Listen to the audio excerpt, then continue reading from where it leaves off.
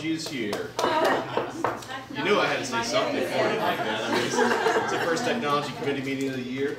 We're going to start with public comment. As a reminder, public comment. Pennbridge School Board welcomes public comment. According to policy 903, we will remind everyone the following. Public comment shall be limited to 3 minutes, unless otherwise specified by the board. Participants must be recognized by the presiding officer and note their name and municipality. All statements shall be directed to the presiding officer rather than the individual board members, district employees, or members of the public. A speaker may speak once during each comment period. Please note that these sessions are designated for comments. To protect the confidentiality and privacy rights of all members of our community, the board encourages members of the public to direct any comments regarding particular individuals, such as students, or direct employees privately to the superintendent or other appropriate administrators or board members, or communicate with the board and superintendent privately by sending an email to psdschoolboard@pennridge.org. Questions raised and not addressed may be followed up at a later time. As we can start off, yeah, public comments. Yes, thank you. How did I know, Sue? Wild guess. I'm sorry, I didn't look to see if there was any other public comments, but I'll answer. Sue Furlong, West Rock Hill Township. Couple of questions. First of all, it's my understanding that the LAN system that you're looking at is for Lenovo only. It's not a generic system, therefore it locks us into a product, which means that we cannot go out for bids on other products. So I'm concerned about that particular aspect of tonight's proceedings. I'm extremely concerned about the middle school technology. It seems like we're headed down the road of giving a laptop to take home to our middle school students. As a taxpayer, I think it's nice, it's great, I voted for it, I happen to be on the board for the high school, and I believe that all 4 years is a good time for our students to learn how to use computers and all that. I believe it's their benefit in the job market and in college. But to dip down and hand a $300 piece of equipment, plus, you know, staffing and all of that for people who are 11 and 12 years old is not a wise use of my money. It's the way I look at it. If they want to use it at the school and learn technology that way, get their feet wet, have adult teachers supervising the whole time, that's terrific. But it worked out at the high school because you buy the piece of equipment in the 9th grade and the lease expires 4 years later when they graduate, nice and clean and tidy. Now, if you're going to ask me to buy 2 computers for every kid that comes through this school, starting in the 6th grade, and then buying another one in the 9th grade, no. I think I'm being very generous buying 1 laptop for a child to use in this school district, but for you to ask me to buy 2 laptops for every child that comes through this district, at that point, you're asking too much. Unless you want to go to a bring your own device situation for the lower grades. I don't want to buy 2 laptops for every student that goes through Pennridge. It's not fair to me as a taxpayer, and especially not fair to the people who are on fixed incomes, many of whom don't even have a computer because they can't afford it for themselves. So I think that you're going to get a lot of kickback on that, and deservedly so if that's the direction you go. Thank you. Thank you. Any other public comments? As seeing none, I guess we can start with Land School Classroom Management Software demonstration by the technology guys, Dan and James. And James. I'm sorry, I just saw Dan's name on there. I'm sorry, My bad. James is not on there, and I do apologize for that. Oh. So I'd like to just frame what you're going to see here in a moment. At the last technology committee meeting, we did present, a proposal for more of a one-to-one model at the middle schools. One of the things that we heard from the public was a distraction level, maybe, for some of the students within the classroom. they might be distracted, there might be the teacher not knowing exactly what the student is doing. So we have a program here that does come with the Lenovo laptops that we have, that we can use for the rest of this school year and all of next school year, free of cost, that does this classroom management. So what we're going to demo here is what this would look like in the classroom. Not only will the teacher be able to see thumbnails of what everyone in their classroom is looking at, but there's also certain features where a teacher can black out the screen.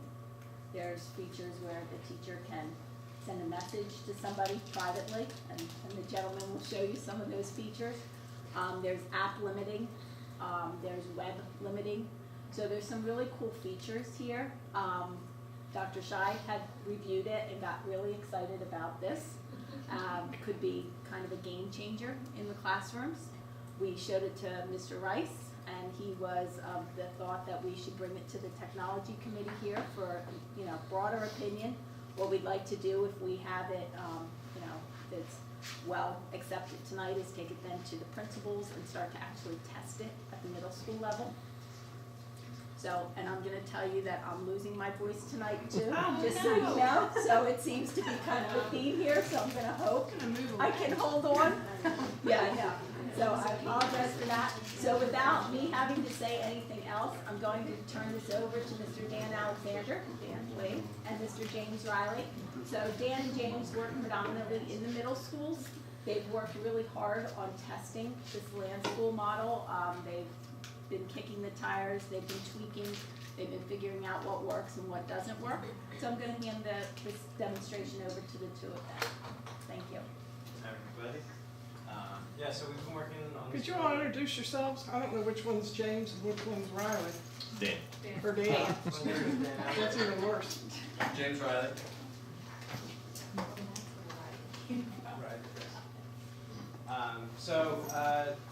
What you're seeing right now is basically what every teacher would end up having on their computer. This is kind of the dashboard for their students. So typically with a classroom of 30, you're going to see 30 panels on this display. And it's kind of like a real-time, shot-by-shot view of what your students are doing in the classroom.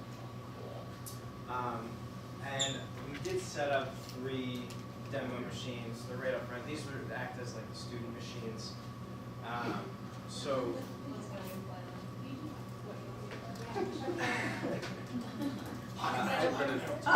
We're gonna do different functions. You'll be able to see them on the screen.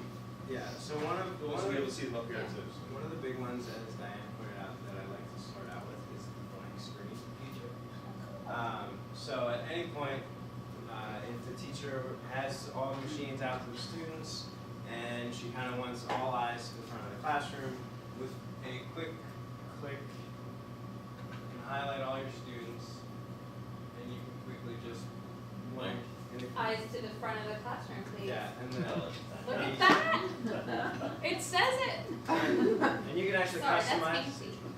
your screen there, so it's nice. It locks the students out. They're unable to do anything from that point on until the teacher releases them from the blank screen. So I think that alone is a really useful feature. That's great. A lot of teachers really agree.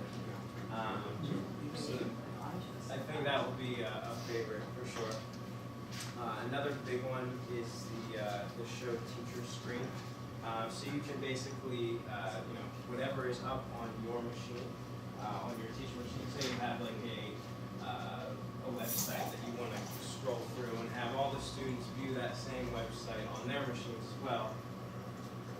You can highlight everyone again. You show, and you can actually do this 2 different ways. You can do a full screen so that they can't minimize it, they're stuck there, or you can do a window so they can kind of follow along and also do something on their own. So in this instance, I'm going to do a full screen. And now I have just this, basic. And on each machine there, you can kind of go on and on their machine they see the website that the teacher has up, and it's right in front of them, rather than if they go their own projector or whatever the case may be. That's a works. You each are there. Everything comes right back up there. And Oh, and so when you disconnect, then it goes back to their screen their that they screen. had active prior to that, so they don't lose their place on anything. no, yeah, it basically just kind of puts a window over top of what the student was doing, and then, you know, once they're done with that, they go right back to what they were doing before. So, and kind of on the same area there, you can all say a student has, you're gonna go student by student, and each student has a PowerPoint presentation that they're gonna present. But you can choose a student at a time. So say I choose this student, and I want all the other students to view that student's screen. You can actually do show student, and I have this student selected. Click on them, and now all the students in the classroom are now viewing that specific student, so they can go along in the presentation, and you know, it's, yeah, so I have this Sherry. student's presentation. Easily passed. So I think that can be a really useful thing, kind of keeps everyone, you know, on the machine. Is it sneezing? Yeah, so there's some sound effects that it has. We've had our machines muted for a while, so we just discovered these sound effects ourselves. Oh. So, cool little features that we found out. Another good one is say that a student is having difficulty doing something. Why did you point at me? As the teacher, I can double click on that machine, and I can actually remote into that machine, and I can help the student do whatever is needed. Now, this, you know, I think that can be useful in a situation if, you know, everyone's doing one thing at a time or doing the same thing, but one student might have an issue, and this teacher can stay at the desk on their machine, just remote right into it quickly and help out, which I think is a pretty cool feature. So instead of say like shouting across the room, click on Yeah. the little, they can just log in and click, and so this is where you would click next time. We're having to get up and go to the. Oh, I think that's great. Yeah, it's a nice little remote feature, which I think will be helpful too. So that's the remote control. These two are really useful too. So there's some limiting features. I think Diane touched on it a little bit. A big one I think is going to be limit web. So all teachers are going to have a little area within their console that they can do three things. They can block all web browsing completely. So for the day. Yeah. So if you're not going to be using the internet for the day and you're just using Word, Excel, PowerPoint, whatever the case, you can do that. That's really great. Another really good one, so say you're starting a class for the day and you have 4 websites that you're going to have your students go to and you're only going to use those and you would like them to stay on those websites. You can do allow only the following websites. So I have a couple science websites set up here. So I can highlight everybody and I can do limit web. And now if you try to go to another I'm gonna go to. List the 3 websites? Yep, it is. Right, Go list them. So she tried to go to a different website, and what it actually does Yeah. I is keep it lets trying you know you're not allowed here, but here's where you're allowed to go. Wait. You can only learn today, Sherry. No, it won't let me. Yeah. So you can only Not go like to the Facebook, that works specific websites that have been chosen for the day. So I think that'll be helpful planning out. That You know, is so you, cool. in the morning you can put that right on your console. You know, throw those websites right in there, and kind of limit where they're. And that's just, you know, I think that's a really big one. And again, with the blocking all web access. And then there is a feature on there as well where you can go in, and there are specific websites that you can block. I think. So what if like they wanted to go on YouTube to teach, like to show them like a tool or a video from YouTube that is useful in some capacity? Specific video. Yeah, but then no other YouTube things.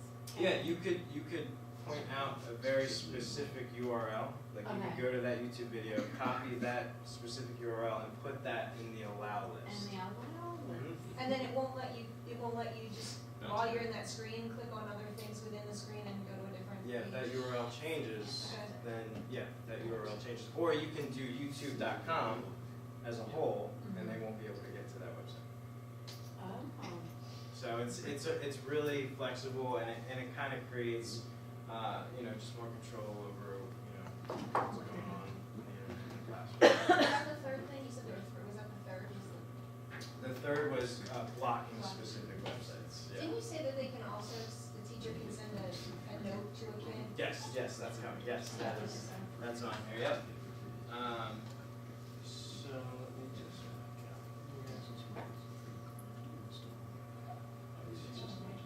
turn off web limiting for these guys. So another big one is this is kind of the same deal, but you're limiting applications. So like the limit web, you can also in limit apps you have a little portal here that you can either block specific applications or allow specific applications. So in a day, if you know that your classroom is only going to use Word, you can put the Word.exe, which is the path, and we're planning on setting all that up for the teachers so they know exactly what phrase they'll have to use to block. And then you can also switch that to Excel.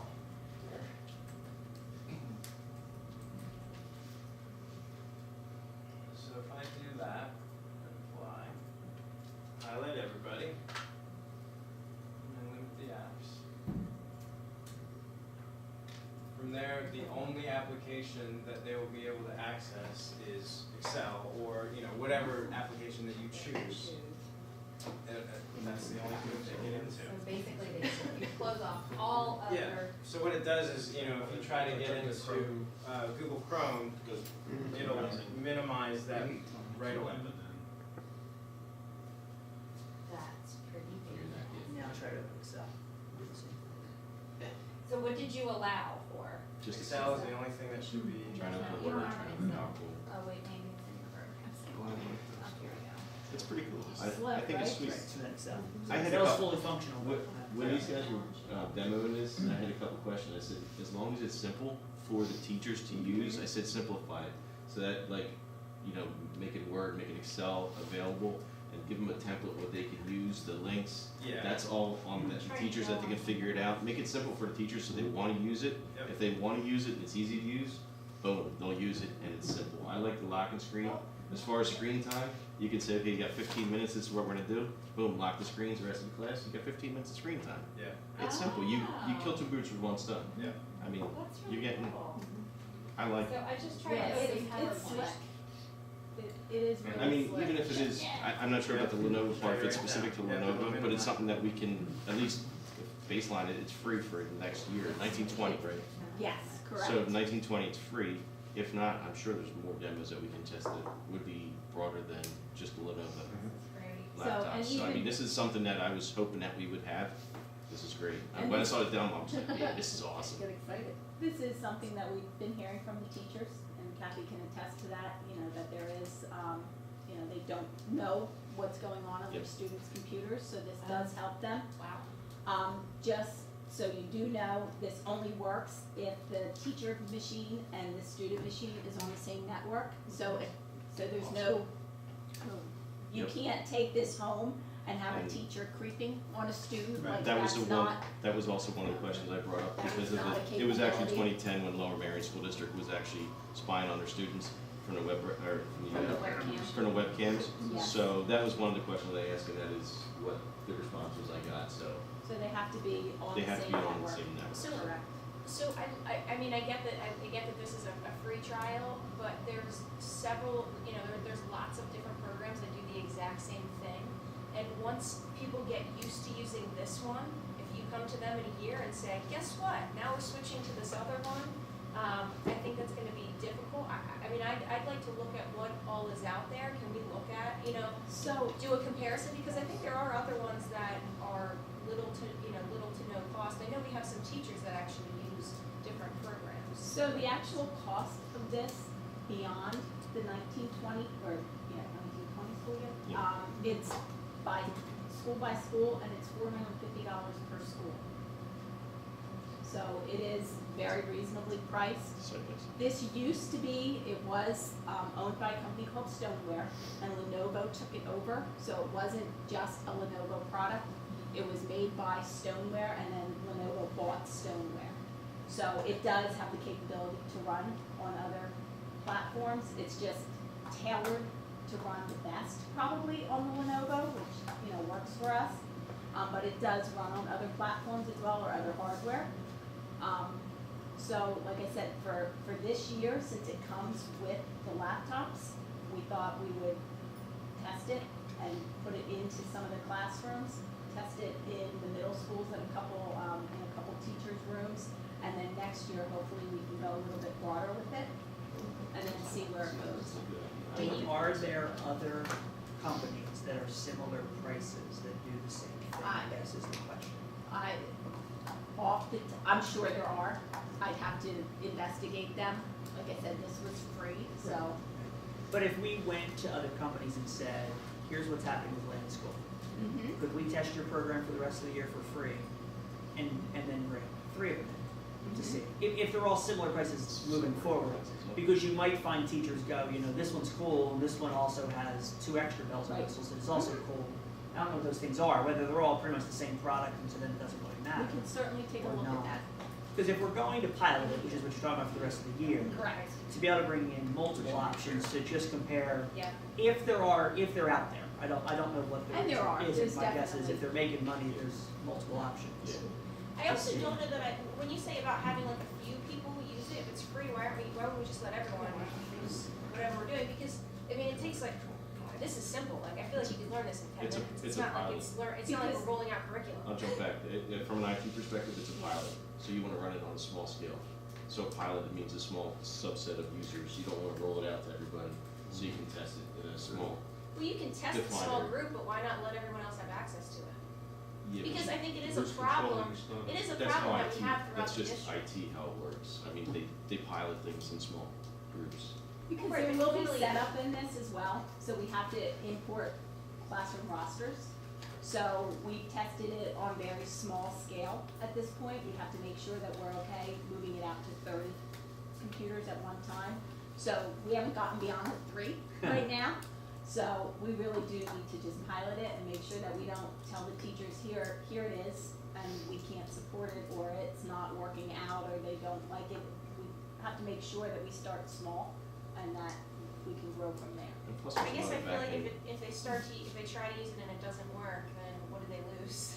So, but just the setup of it, we have to import all of the class rosters into it as well, so it's not like, so we in have order for this teachers to work. using it, but we have teachers using these kinds of things now. Are they just importing their own rosters?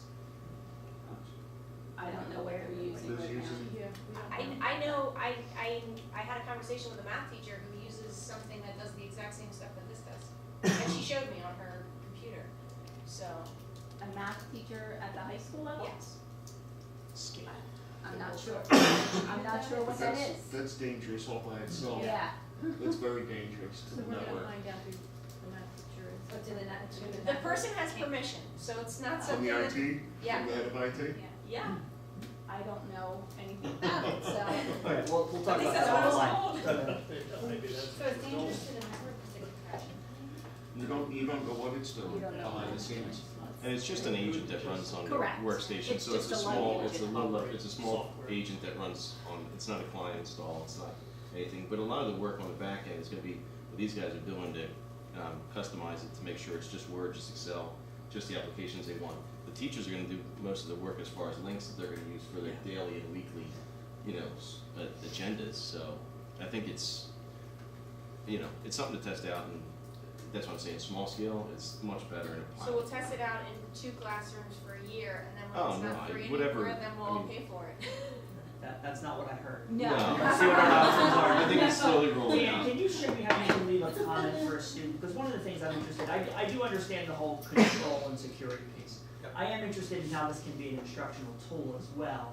In terms of if my students are working on individual projects, I can provide feedback to them separately. So can you show me how you can go into a computer and leave them a note or write on their spreadsheet or whatever what you're able to do? Yeah, so as far as being able to go into and, like you said, write on their spreadsheet. I think the remote tool really works in that way, if you wanted to remote. And so when you do remote, you literally have control, because if you click on a cell and change the number, it's gonna change the number for them. Correct. You can do whatever you want Yep. to their, Yep, if I do remote control, I can click where I need to click, and and make you notes. can change his 45 to a solid number, and then I can look at his screen and see the difference. Yep, it's cheap. Poor guy, 22 So straight. is Okay, all right, this- yeah. Your answer's is wrong. this for like, now, if you were on mine, if you were promoted into mine, I wouldn't be able to, we wouldn't both be able to use the cursor at the same time, is that correct? It actually allows you to, There's options. yeah, there's, You yeah. can lock it or you can Yep. leave it open. So we both have a cursor? And I have to assume that the teacher does not have to choose for this to be their screen, they could go back and forth. Yeah. Because if the students are working and the teacher is also updating something, they don't have to be staring at this all the time. They could come and go from this screen Right. and have Word or web-based things, and it's different. Oh, absolutely. Views. Okay. Yep. It's got a lot of flexibility. Yes. And then the messaging feature, I think, can be useful. You can send a quick note to a student. There are things that we have to look at that with, there's a send anonymously checkbox, which I don't think is necessarily something that is necessary. There are a couple things that we have to look at with the messaging feature, but I think, if a classroom is working quietly and, whether someone's talking or whether, a student or a teacher needs to send a message just to remind or help out, you can type something in here and send that to the student, and they'll actually get that in the bottom right-hand corner of their screen. Which I think is. Sure, It yeah. Oh, I says, see. It's question for red. teacher, enter your question to, oh wait, it just says message from. Yeah, but message, it shows, and I just wrote test. Okay, And then, yeah. and then the student Okay. can then click that and Respond. respond back. There's also a chat box feature too. You can click on a specific student and then you can do a chat. So it'll bring up a dialogue back and forth. That's another option. So I think that can be useful in certain ways in the classroom. But I do think as far as going in and helping, that remote tool is really where it's going to come. How does this work within a one-to-one setting with the students? The computer and the grouping of students is different every 42 minutes.